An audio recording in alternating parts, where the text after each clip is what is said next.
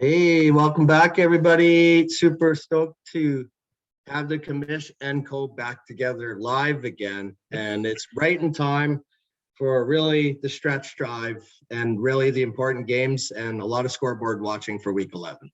Yeah, very a lot of people trying to still get in. I mean, anybody from Green Lightning, who's technically in 16th place, can make the playoffs. Looking all the way up to maybe somebody like BC Lions, who is second in his division. That's the reason I call him out. Who's 6-4.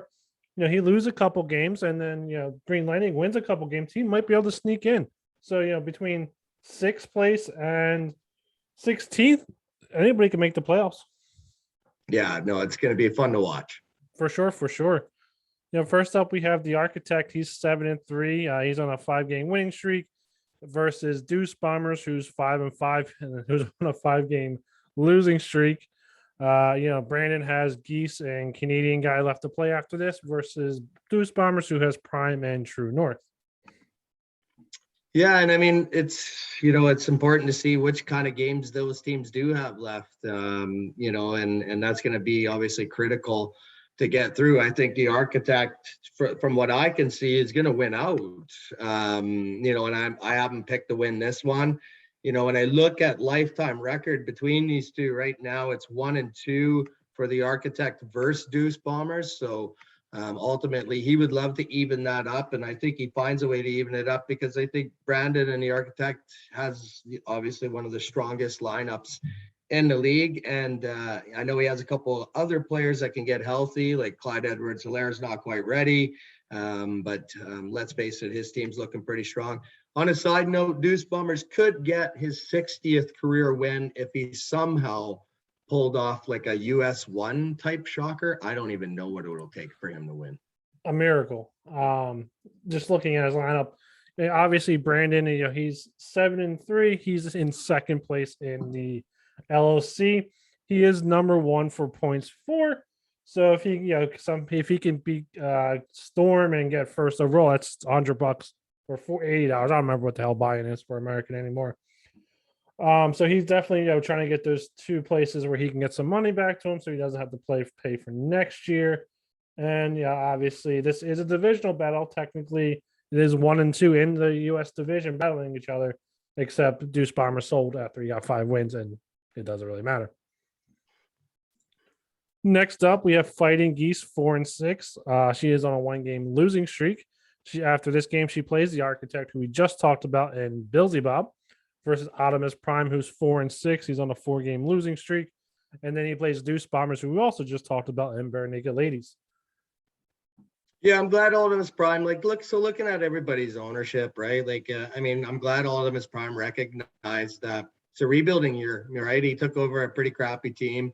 And he obviously made some trades at the deadline to try to improve for next year. And I thought that was the right move for him. Obviously, not going to do much this year. The schedule looks kind of easy for him moving forward there with Deuce and Bare Naked Ladies. Though all 3 of those teams have struggled. For Suze, I honestly think her playoff hopes ended with that loss last week, and she made some bad roster moves. She missed out on some running back points. Lost to Sabotage Spartans. That was one that I had her pegged to win because clearly she's not going to beat the Architect. I honestly think it's going to take a 7-6 record to have a chance to get into playoffs, or at least have a chance at a flex 14 game to get into playoffs. Susie's going to win this one, but unfortunately, I think she'll fall short in terms of a playoff spot now. Yeah, I mean, I agree. I think if you're 4-6, it's going to be very tough to get into the playoffs. You might be flex week 14 at 11th place if you're 4-6, and I don't think that's good enough to get into the playoffs. I think you have to be 5-5 this week. I mean, anything's possible, but I think you have to be 5-5 this week to make the playoffs. But anything's possible. Kind of looking at the two teams real quick. Looking at Geese's team, as you said, she did miss out on a couple running backs. I think True North is going to win this one, honestly. I just think Herbert playing Pittsburgh. Pittsburgh's defense actually plays pretty good, and Herbert's playing Minnesota. Rodgers is playing Minnesota, and unlike last week, I think Minnesota is going to get torched. And really, that's what it comes down to. And then kind of looking at the running back room, Pollard, Stevenson, and Mixon versus High, Gaskins, and Homer. I think that's definitely where the win's going to come from.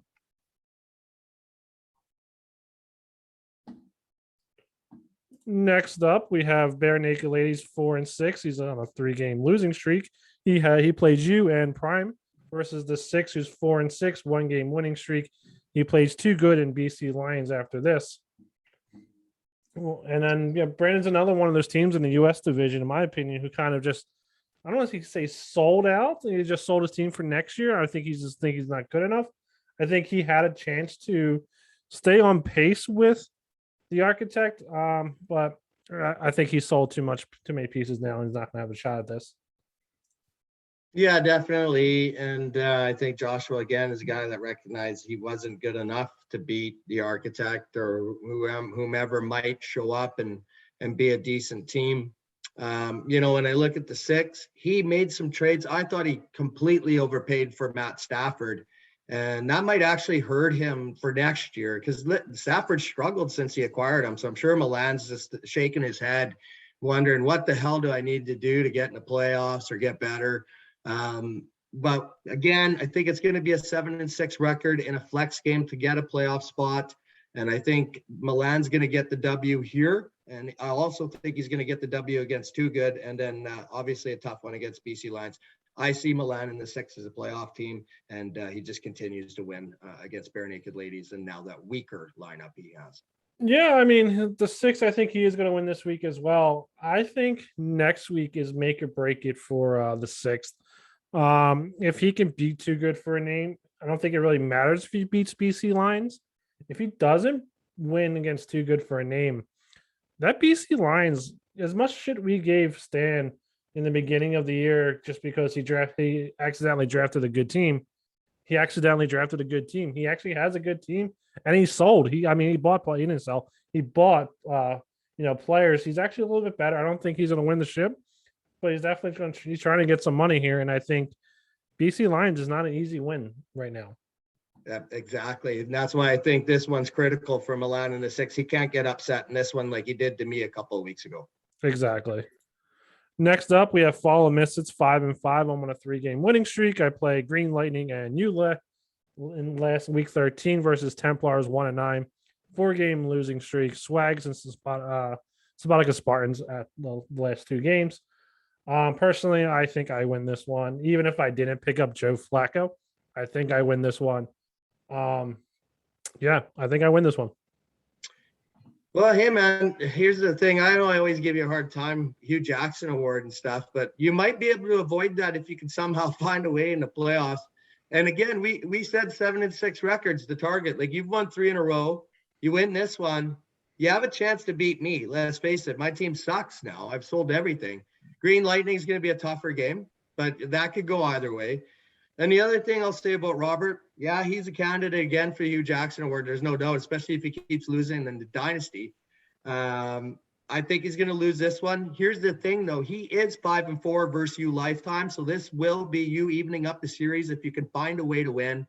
But one thing I'll say about Robert, honestly, I mailed him. I said, hey, man, I've been an asshole to you all year, but would you take the ownership in tier 2 if you dropped? And he said, yes.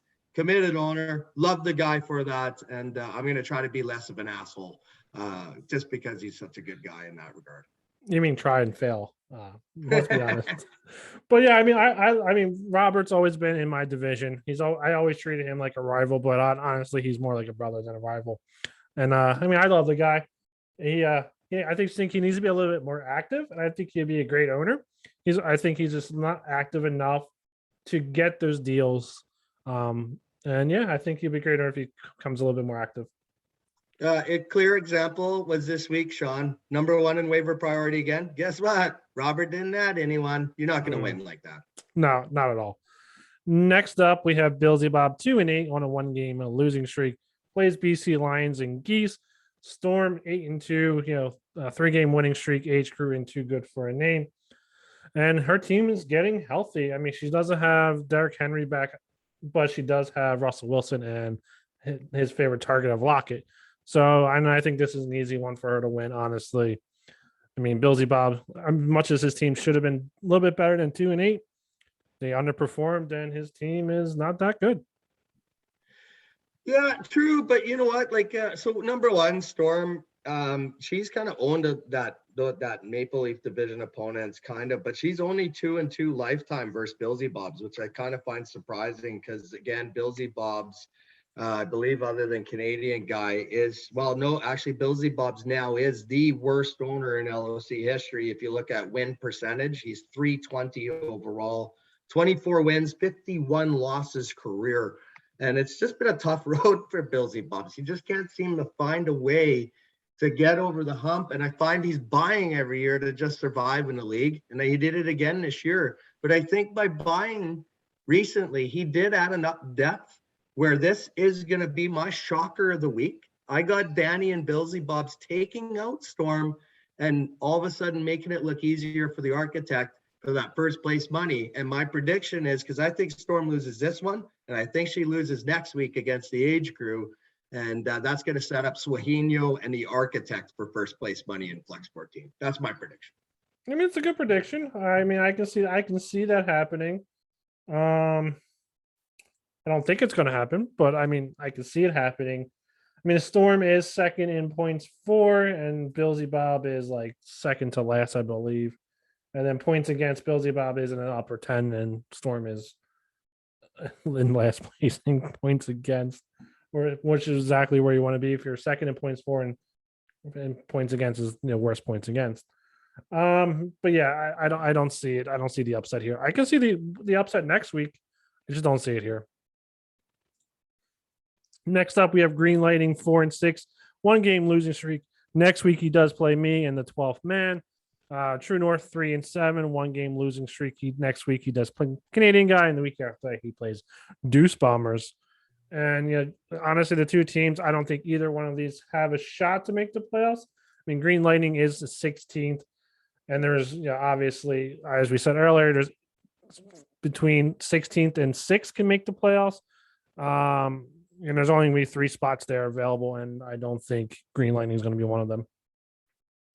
Yeah, he's going to have to win out. And he does have a chance to. I mean, Chris and True North, he traded C-Mac away. I mean, huge blockbuster, obviously. And then Lucas, I mean, he can win this one possibly. He can possibly beat you. And let's face it, Brian's team's probably the worst in the LOC. So when we look at Green Lightning, he has struggled against True North in his career. True North owns them, 6 wins, 2 losses. So Lucas has had a very tough time against True North, but it seems like True North has been trying to get that 60th career win forever. And I guess what? I think he's going to continue to wait. I like Herbert. I think Herbert can put up a lot of points for Lucas. And obviously I know he's a Chargers fan, and that's his quarterback of the future. And I think Lucas keeps his very slim playoff hopes alive in a win in this one. I don't see it. I think True North wins. Next up, we have you guys, Horror Business, 5-5, 1 game losing streak, plays Bare Naked Ladies and me. The 12th man, 4-6, 2 game losing streak, plays Sabotage, Spartans, and Lightning. And back in the day, we used to have the toilet bowl. I mean, you guys don't have horrible records, but you're looking at your teams, they're pretty damn bad. Yeah, definitely. I mean, you could call it a toilet bowl game because of the talent on the field, I guess. But obviously, we have pretty decent records. I mean, we all know I've sold. The brother matchup here, I'm 4-2 lifetime versus Brian. And of course, the other side of the coin here is we're very close in career wins as well. I have 61. He has 60. So that even makes it all the more critical as far as bragging rights go to win this one. Again, do I have a chance to play a Flex 14 game? Because I think I win this one easily now that Nick Chubb will be on the field. And if I can upset Bare Naked Ladies next week, that's a 7-5 record. You never know. I might be fighting for a playoff spot after I've sold every single roster player, except of course my keepers. I think you get a flex, but I think your playoffs would start week 13 against me. And I think that's literally who will be the battle between 8 and 9, maybe 9 and 10. And the winner of that gets the flex option to play the 8th place team. But I think you win this game easily. Yeah, well, Brian also lost Aaron Jones, so he doesn't stand a chance. Not at all. Next up, we have Sabotage the Spartans, 6-4, 1-game winning streak. Plays the 12th man, and I don't know who's at the bottom, but he plays the 12th man versus BC Lions, 6-4, 3-game winning streak. That means he was 3-4 before this 3-game winning streak. And he plays Bilzybobs and then the 6th. And honestly, I think, as I was saying earlier, BC Lions, I liked what he did. I think he sold enough to make the playoffs. He even might get a shot if Brandon has a bad game to beat Brandon in the playoffs, honestly. And I think it's going to be interesting to watch him win this one. I think he wins this one easily.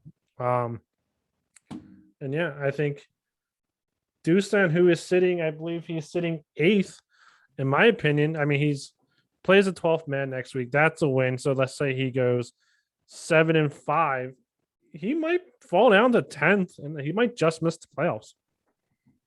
You know what? I see it totally different. And I just looked it up. And now that you know this information, you might change your mind. He's 6-4 right now. That game against Deuce last week was a critical one. He's losing this one for sure, right? But he's got the 12th man left. That's a win. And Templars left. So he's going to be 8-5. He's not going to be one of those 7-6 teams. He might be exempt from the flex rules. And Sabotage Spartans, let's face it, if you're in the playoffs, you want Sabotage Spartans first round. That's an easy trip to the semifinals. That's a good point. Like I said, I didn't know who that team was at the bottom. I can't see it. But if it's Templars, yeah. Yeah, I mean, it's going to be close.